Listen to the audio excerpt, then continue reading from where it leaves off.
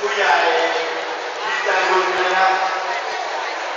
นำกระดูกหรือธิดาของท่านมาเวียนเทียนรอบพระโบสถเนื่องในวันสำคัญทางพระพุทธศาสนานะครับวันอาสาฬหบูชาวัดในกำหนดให้เวียนเทียนเวลา 18:30 นาทีนะครับ6 โมงครึ่งนะครับเรียนประชาสัมพันธ์เชิญชวนทุกท่านนะครับวันนี้ขอประชาสัมพันธ์นะครับวันพรุ่งนี้เรามีขบวนอีก1 วันนะครับท่านที่จะนำเทียนจำนำพรรษาหรือหลอดไฟนีออนลูมิเนสนะครับมาถวายก็เป็นวันพรุ่งนี้นะครับอีก1 วันนะครับจะถวายพระจำนำพรรษาหรือ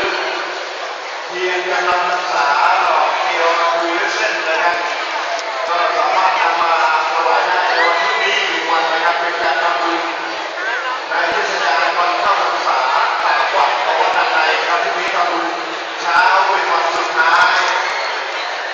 ก็ขอกราบขอบคุณนะครับท่านสาธุชน